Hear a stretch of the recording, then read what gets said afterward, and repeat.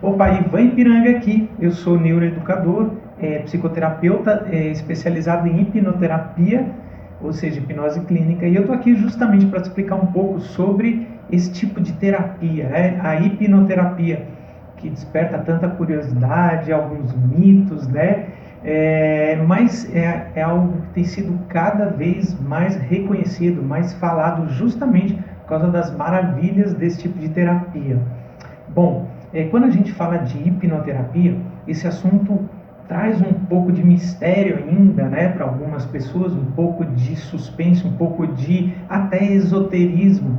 Mas primeira coisa que eu quero deixar claro aqui para você é o seguinte: a hipnose clínica tem fundamentação neurocientífica e é uma matéria de estudo que já tem muito tempo, tá? Já tem décadas. Embora a própria hipnose já tenha séculos, até milênios, na verdade, e ele está presente, inclusive, em diversas atividades que a gente faz ao longo do nosso dia e que a gente nem sabe, nem percebe que se trata disso. E também presente em outros tipos de terapia, mesmo que de forma sutil, presentes em outras atividades, até nos esportes. Eu vou te explicar melhor, você vai entender isso tudo, tá?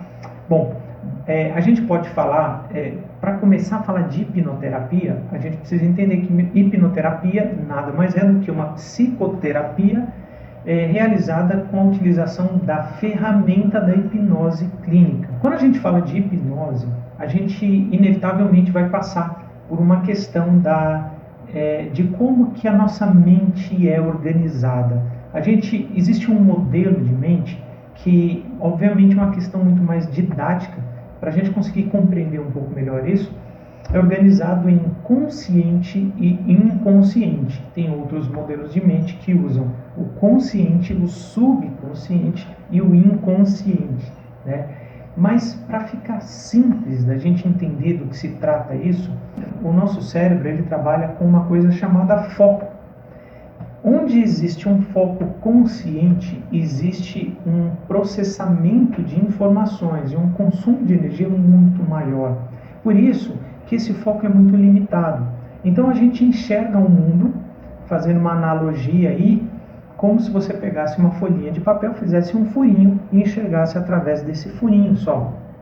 Então, a nossa capacidade de foco atencional é muito reduzida em comparação à quantidade de estímulos que nós recebemos através dos 5 sentidos. A cada centésimo de segundos você recebe centenas, quiçá milhares de informações diferentes desses 5 sentidos e que são organizados, processados, armazenados na sua mente, no teu cérebro.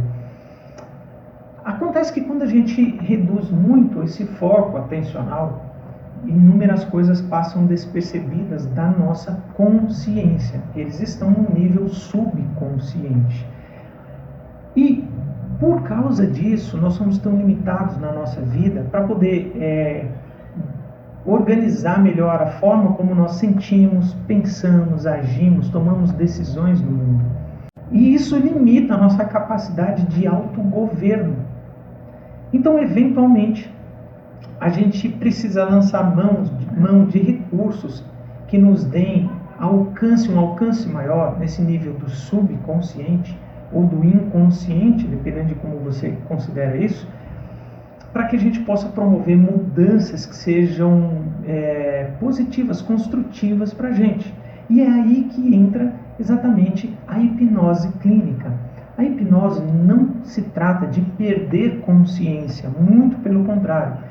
Trata-se de você ampliar o seu nível de consciência, alcançando recursos internos que são poderosos e profundos. Ok, tendo dito isso, como funciona de fato a hipnoterapia?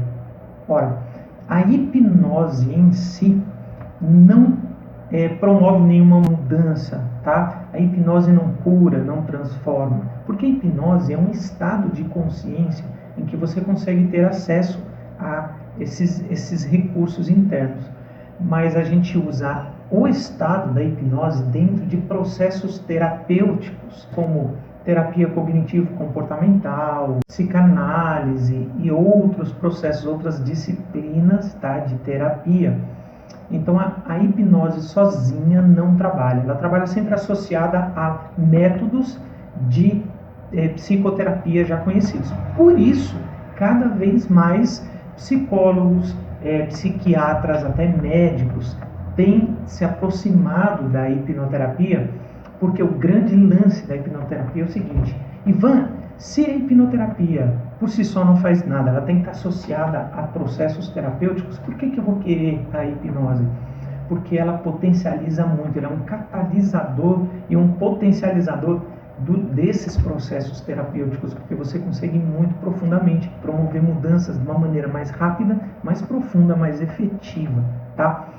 A hipnose, ela em si, esse estado de acesso de recursos mais profundos, na verdade a gente passa por isso no nosso dia a dia, quando a gente está profundamente concentrado em alguma coisa, como assistindo um filme, em que você sabe que aquilo é um filme, mas você se emociona como se aquilo fosse de verdade.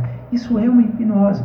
Ou, por exemplo, o que hoje ficou muito conhecido com a teoria do estado flow, quando você está desempenhando uma atividade em que você está profundamente compenetrado nela, como um esporte, por exemplo, ou artes, em que você se compenetra tanto naquilo que tudo o resto parece que perde o sentido para você. Você flui naquele processo de uma maneira quase que automatizada. Isso é um estado de hipnose também. Quando você está conversando com uma pessoa tão agradável que o tempo passa e você nem percebe, existe a distorção do tempo, isso é um fenômeno hipnótico. E existe ainda uma série de outros fenômenos. Por exemplo, alguns fenômenos que acontecem na hipnose. A gente altera a nossa percepção dos sentidos. Sendo assim, a gente pode alterar, por exemplo, a percepção visual, auditiva, sinestésica, distorção do tempo, né? Como eu citei já,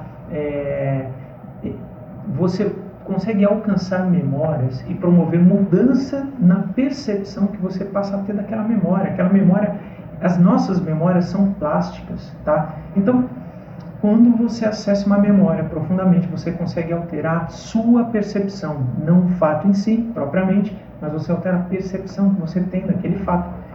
E lançando mão desses fenômenos, a gente usa a hipnoterapia de uma forma muito poderosa. De forma prática, agora efetiva, em que tipo de mudanças a gente pode promover através da hipnose, da hipnoterapia? Olha só, você consegue ampliar a sua percepção, as suas perspectivas, você consegue mudar paradigmas em que nós temos vieses cognitivos, e dentro de um estado de hipnose você amplia a sua capacidade de percepção das coisas sob diversos prismas, diversas perspectivas, você se liberta de paradigmas, você consegue então promover ressignificação de algumas situações de vida. Você consegue sensibilizar ou dessensibilizar gatilhos que disparam emoções em você. Você consegue aprofundar um nível de autoconhecimento, de autopercepção. E com isso você altera também a tua capacidade de ter domínio próprio, de ter autogoverno, de governar muito mais o teu campo de pensamentos, de sentimentos, de ações, de atitudes. Então a gente consegue promover mudanças de comportamentos e de hábitos também, de uma forma muito mais efetiva. Então exemplos de aplicação que a gente tem são inúmeros, tá? Vou te citar alguns. Por exemplo, tratamento de traumas, de medos, fobias, de ansiedade, depressão, estresse crônico, disfunções de uma forma geral, como por exemplo disfunção sexual, mesmo que seja de causa orgânica, nós somos um sistema, então sempre vai estar envolvido também em questões psicológicas como uma resposta também, né? Então a gente atua naquilo que propriamente não é orgânico, mas em fatores psicológicos, percepções, questões cognitivas e psicológicas, certo? Controle de dor, porque também a dor, embora tenha componentes fisiológicos muito fortes, também tem uma questão que é a percepção dessa sensação. A gente atua dentro de relacionamentos, no tratamento, na cura de relacionamentos, performance, tanto em trabalho, estudo, esportes, aumentando poderosamente o poder de concentração e o poder de domínio, de percepção, tanto motora, do corpo, da mente, dos processos que acontecem.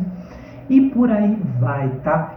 artistas usam esses recursos, esportistas usam esses recursos, né? Atletas profissionais de diversas áreas usam esses recursos. E, enfim, ele é muito utilizado não só na terapia propriamente, no tratamento de psicoterapia, mas também muita gente faz utilização desses recursos para a vida prática, tá? Então, aqui eu esclareci, espero que eu tenha esclarecido bastante coisa para você, mas se você ainda tiver alguma dúvida específica, manda para mim que eu faço questão de te responder. E também eu quero saber de que forma a gente consegue te ajudar nos seus desafios pessoais. Então me manda a tua mensagem aí, vamos fazer contato, eu faço questão de tirar suas dúvidas. Vou ficando por aqui hoje, um abraço, tchau!